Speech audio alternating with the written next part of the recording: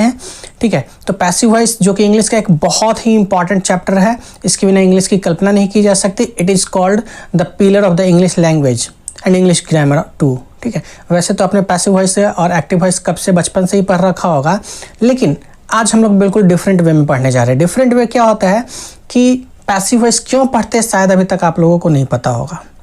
पढ़ा तो है आपने, कैसे उसे एक्टिव से पैसिव कन्वर्ट करते ये भी पढ़ा है, लेकिन क्यों, व्हाई, ये आपको नहीं पता होगा। तो आज के वीडियो में हम उस चीज़ को भी जानने चाह रहे हैं। और दूसरी चीज़ क्या है कि इसका जो एग्जैक्ट एप्लीकेशन है कि हमें पैसिव वॉइस कब यूज करना चाहिए, क्यों यूज करना चाहिए और कैसे यूज करना चाहिए, इन तीनों चीज़ों को हम लोग बहुत अच्छे ढंग से समझने वाले हैं। और मैं आपको विश्वास दिलाता हूँ कि जैसा आज की क्लास में मैं आपको पैसिव वॉइस पढ़ाने चाह रहा हूँ, वैसा आपने कभी नहीं पढ़ा होगा, कभी नहीं सुना होगा, कभी नहीं देखा होगा, ठीक है। तो पूरा देखने के, पूरा जानने के लिए बने रहे इस वीडियो में, ताकि आप एक बहुत अच्छे तरीके से पैसिव वॉइस सीख सकें, ठीक है। और अगर अच्छा लगे तो इसे शेयर भी जरूर कर दें, चैनल को सब्सक्राइब जरूर से कर दें, ताकि इस तरह के वीडियोज आपके लिए मैं लाता रहूं, ठीक है। तो आइए स्टार्ट करते हैं पैसिव वॉइस को। देखो, मैं एक एग्जाम्पल से स्टार्ट करना चाहता हूँ। एग्जाम्पल से स्टार्ट करने का कारण वो ये है कि जैसे मैंने अभी आपको बताया कि मैं उस तरीके से पढ़ाने जा रहा हूँ जैसा आपने कभी नहीं पढ़ा होगा। तो ये आपको यकीन कैसे होगा, ये एग्जाम्पल से मैं एक बताता हूँ, ठीक है। एग्जाम्पल है हमारे पास जैसे कि ही, अरे यार रुक जाओ एक मिनट,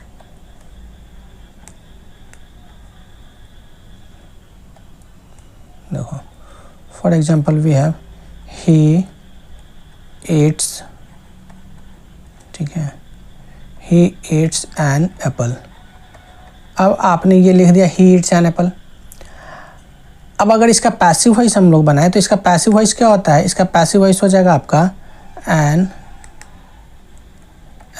एप्पल, ठीक है, इज ईटन बाय हिम।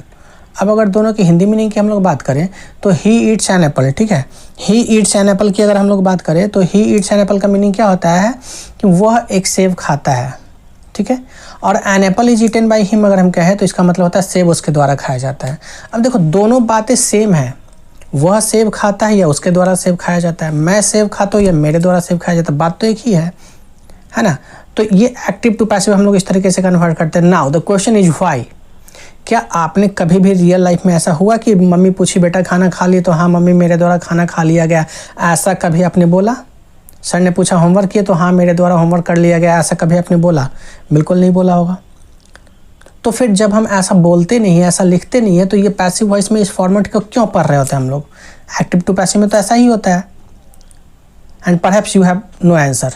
तो आपके पास अभी कोई आंसर नहीं होगा कि हम ऐसा क्यों पढ़ते हैं, ठीक है। Only for the marks because it is in the syllabus, nothing else. तो अब हम लोग डिफरेंट वे में पढ़ने जा रहे हैं, इसकी क्या ज़रूरत है वो भी हम लोग पढ़ेंगे, ठीक है। अब देखो, उसकी भी मैं एक एग्जांपल देता हूँ, है ना। उस एग्जांपल से आपको समझ में आएगा कि पैसिव वॉइस क्यों ज़रूरी है और कहाँ ज़रूरी है। पहले इसे डिलीट कर लूँ मैं, till then you will have to wait, okay just a minute.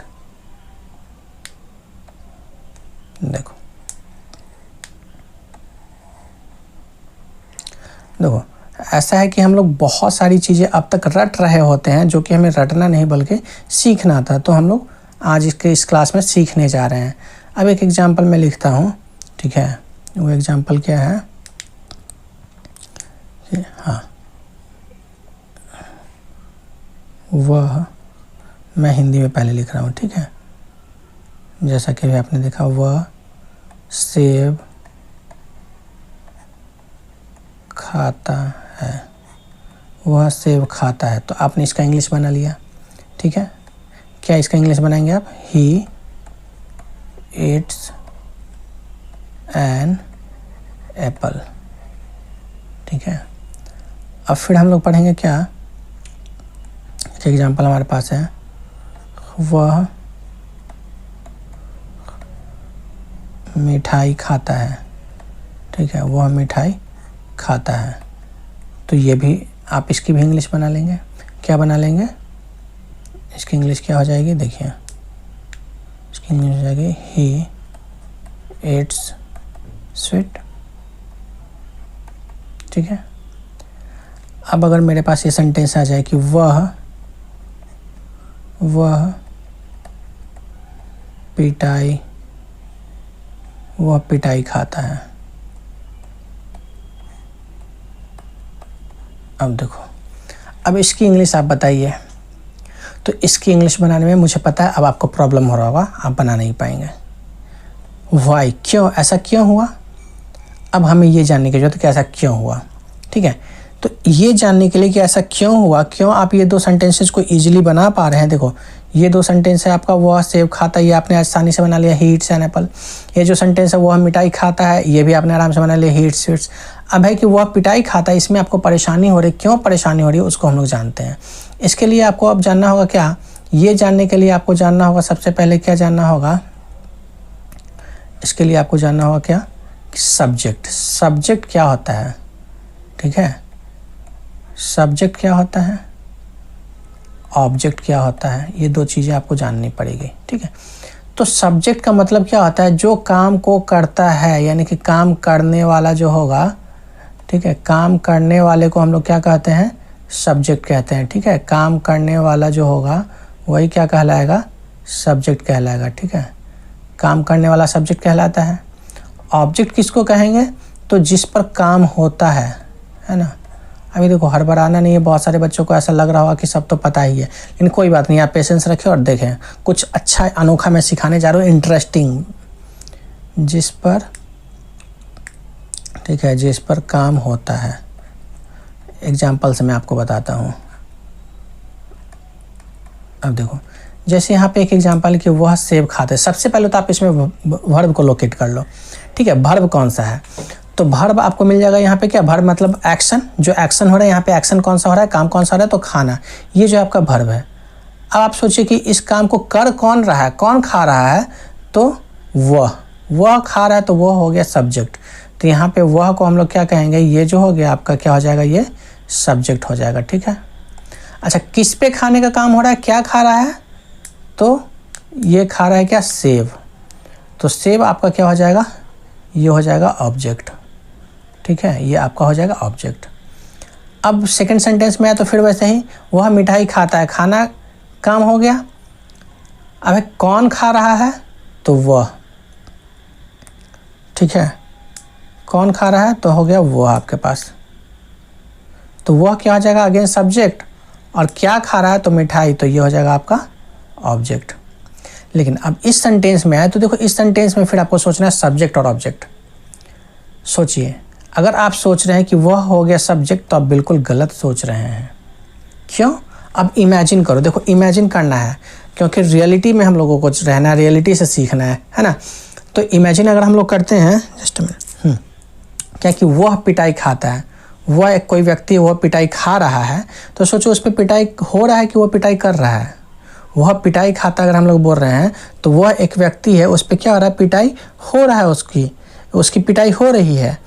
तो कौन पीट रहा है ये देखना होगा ना। तो कौन पीट रही है तो पता ही नहीं, वह पिटाई खाता है, मतलब वह पे तो काम हो रहा है, तो वह यहाँ पे क्या हो जाएगा, सोचिए वह जो है उस पर पिटाई हो रहा है, तो वह क्या हो जाएगा, वह यहाँ पे आपका हो जाएगा क्या, ऑब्जेक्ट। वह हो जाएगा ऑब्जेक्ट। फिर जो पीट रहा होगा वो सब्जेक्ट होगा, पीटने का जो काम करेगा, लेकिन वो तो यहाँ गिवन है नहीं। तो ऐसे ही सेंटेंस में जहाँ आपके पास सब्जेक्ट नहीं हो, वहाँ पे क्या हो जाता है कि आप ऑब्जेक्ट से ही सेंटेंस स्टार्ट कर सकते हैं, क्योंकि हमारे पास दो तरीका है सेंटेंस लिखने का। ठीक है, जैसा कि आपने लिखा था अभी, ही ईट्स एन एप्पल और an apple is eaten by him. तो ही ईट्स एन एप्पल जब हम लोग बोलते हैं तो ही वहाँ पे सब्जेक्ट होता है, उससे हम लोग कर लेते हैं। और जब an apple is eaten by him लिखते हैं तो क्या होता है, ऑब्जेक्ट, एप्पल ऑब्जेक्ट है, ऑब्जेक्ट से स्टार्ट करते हैं। यानी कि हम लोग क्या कर सकते हैं कि कोई भी सेंटेंस या तो सब्जेक्ट से स्टार्ट कर सकते हैं या कि फिर ऑब्जेक्ट से स्टार्ट कर सकते हैं, है ना। तो जब हम सब्जेक्ट से स्टार्ट करेंगे, ठीक है, जब कभी हम सब्जेक्ट से स्टार्ट करेंगे तो वो एक्टिव वॉइस हमारा होता है, और ऑब्जेक्ट से स्टार्ट करेंगे तो वो हमारा पैसिव वॉइस होता है। ठीक है, तो वैसा सेंटेंस जहाँ पे कि आपके पास में सब्जेक्ट जो है, आपके पास क्या है, सब्जेक्ट नहीं गिवन है, तो हमारे पास ऑप्शन क्या बचता है कि हम उसे ऑब्जेक्ट से बनाएं। तो ऑब्जेक्ट से जब बनाना होगा तो कौन सा सेंटेंस बनेगा, पैसिव वॉइस।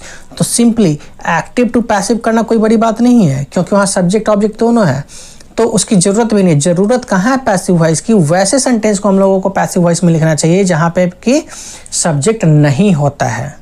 ठीक है। जहाँ सब्जेक्ट नहीं है तो आपकी मजबूरी होगी कि आपको ऑब्जेक्ट से सेंटेंस स्टार्ट करना होगा, यानी कि पैसिव वॉइस में बनाना पड़ेगा। क्लियर है कि पैसिव वॉइस का यूज कहाँ करना है?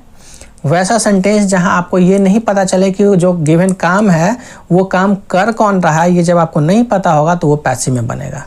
फॉर एग्जाम्पल जैसे कहते तुम्हें बुलाया जा रहा है, अब देखो तुम्हें बुलाया जा रहा है, कौन बुला रहा है नहीं पता, तो पैसिव में बनेगा।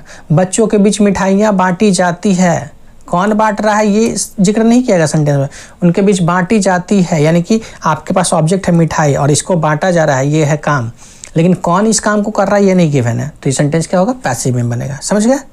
तो आई थिंक आप समझ गए होंगे। चलिए अब हम लोग क्या करते हैं कि पैसिव को पहचानते, हिंदी के पैसिव को तो पहचान लिए हम लोग हिंदी के अकॉर्डिंग, कि अगर आप काम देखेंगे काम में कौन काम को कर रहा है आपको नहीं पता चला तो समझ जाना कि वो पैसिव में ही बनेगा। ठीक है, चलिए इंग्लिश का कुछ क्लू देता हूँ मैं पैसिव वॉइस सीखने के लिए। सबसे ज़रूरी क्या, पैसिव को पहचानना भी ज़रूरी है और पैसिव को सीखना भी ज़रूरी है। ठीक है, तो आइए पहले मैं इसे इरेज कर लूँ।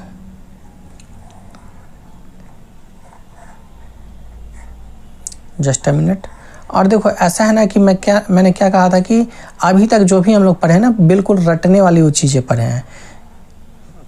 ठीक है, कि ऑब्जेक्ट लगा देना है, उसका टेंस के अनुसार ऑक्सिलरी वर्ब लगाना है, फिर V4 V3 क्या लगाना है पता नहीं, स्ट्रक्चर सारा रट रखा हम लोगों ने, लेकिन एग्जैक्टली इसका यूज क्या होता है वो हम लोगों ने नहीं जाना था अभी। तो अब हम लोग जानते हैं कि इसको एग्जैक्ट यूज कहाँ किया जाता है और कैसे किया जाता है, उसको भी हम लोग जानेंगे। ठीक है, तो एग्जाम्पल से आप समझ चुके हैं कि हमें पैसिव वॉइस कहाँ यूज करना चाहिए। अब हम लोग देखते हैं कि इसको पहचानेंगे कैसे पैसिव वॉइस को, अगर कोई गिवन सेंटेंस है इंग्लिश में तो कैसे पहचानेंगे। ठीक है, तो अगर आप लोगों ने पहले का वीडियो देख रखा है तो मैंने उसमें बताया था कि बी फैमिली, अगर जिन लोगों ने नहीं देखा है वो वीडियो मैं उनके लिए भी बता दूं कि ये आपको बहुत ज़रूर से याद रहना चाहिए। अगर ये नहीं याद होगा तो फिर इंग्लिश आपके लिए डिफ़िकल्ट हो जाएगा। ठीक है, तो ये आपको याद होना चाहिए। क्या? B family. बी फैमिली क्या है? ऑक्सिलरी वर्ब्स का कैटेगरी है। इसमें कौन कौन सा होता है? तो इसमें एक होता है इज, एक होता है एम, एक होता है आर। ठीक है, ये प्रेजेंट में होता है इज, एम, आर। इसके अलावा और क्या होता है? एक होता है आपका वॉज और एक होता है वर। ठीक है, ये पास्ट में हो जाएगा। बी फैमिली का समय में रहे इज, एम, आर, वाज, वर। और क्या होता है? एक होता है आपका बी, एक होता है आपका बिन और एक होता है बीइंग। तो बी फैमिली में इतने मेंबर्स है, ये आपको याद रखना होगा। इसको अगर आप भूलेंगे तो मुश्किल हो जाएगी। ये आप याद कर लीजिए। बी फैमिली में क्या क्या बहुत इजीली आप याद कर सकते हैं। एक सीक्वेंस में हो गया इज, एम, आर, दूसरा में हो गया वाज, वर और तीसरा में बी, बिन, बीइंग। तो इससे क्या फ़ायदा होगा? अगर आपको कभी भी कहीं भी बी फैमिली का कोई मेंबर दिख जाए और इसके बाद में अगर वर्ब थर्ड दिख जाए तो समझ लेंगे कि वो क्या है? पैसिव वॉइस है।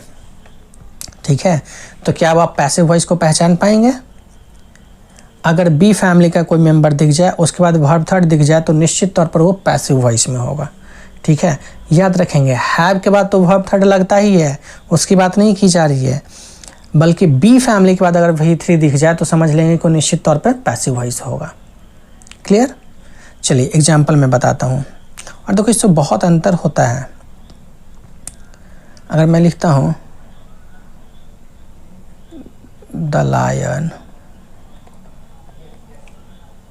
हैड किल्ड, अब देखो द लायन हैड किल्ड मतलब क्या हुआ? लायन ने मारा, या फिर मतलब को हम लोग बाद में समझते हैं। सबसे पहले कहते हैं, देखते हैं कि क्या ये सेंटेंस एक्टिव में है या कि पैसिव में है। ये आपको बताना है कि ये सेंटेंस जो है ये एक्टिव में है या फिर पैसिव में है। तो आप सोचिए, अब तक आपने सोच भी लिया होगा ये जो सेंटेंस है ये क्या है आपका? एक्टिव है या पैसिव है, बताना है आपको। ठीक है, द लायन हैड किल्ड। तो अगर आपने सोचा कि ये पैसिव है तो बिल्कुल गलत है, ये सेंटेंस एक्टिव होगा। क्यों? क्योंकि मैंने क्या कहा कि अगर बी फैमिली के बाद V3 हो तो इस सेंटेंस में कहीं भी बी फैमिली आपको नहीं दिख रहा है, क्योंकि ये जो आपके पास था इज, एम, आर, देखो जस्ट अ मिनट, हाँ, ये जो आपके पास is, am, are, was, were, be, been, being है, इसमें से कोई भी वर्ड जो है यहाँ पे नहीं आया, मतलब बी फैमिली आए ही नहीं। अगर बी फैमिली नहीं है तो पैसिव वॉइस नहीं होगा। बी फैमिली का आना भी ज़रूरी है और उसका बाद वर्ब थर्ड लगना भी ज़रूरी है। ठीक है, तो चलो नेक्स्ट हम लोग देखते हैं। नेक्स्ट सेंटेंस जो है हमारे पास, जस्ट अ मिनट,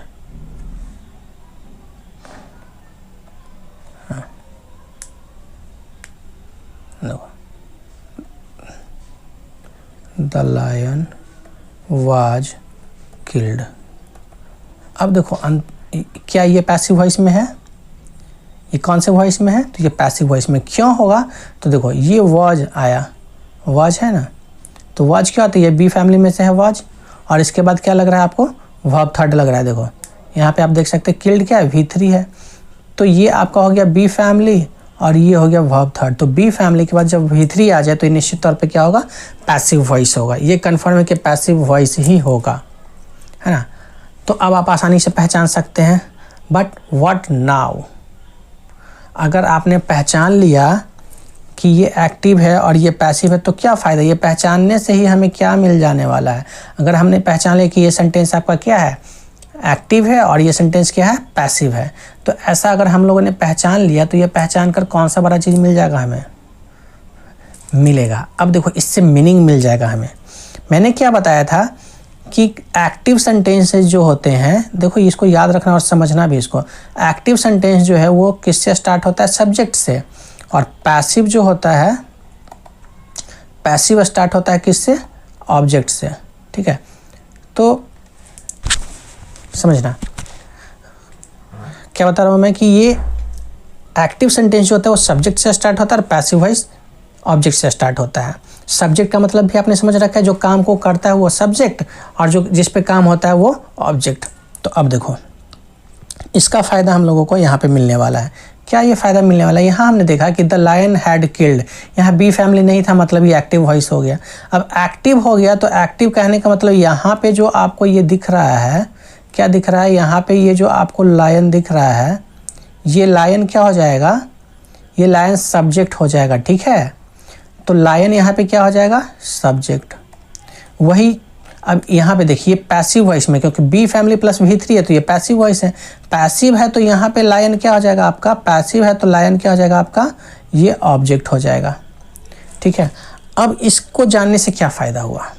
सब्जेक्ट का मीनिंग हम क्या समझते हैं? जो काम को करता है, मतलब कि यहाँ काम कौन सा हो रहा है? किल, मारने का काम। तो मारा कौन है? लायन। लायन ने मारा, लायन ने किसी को मारा है।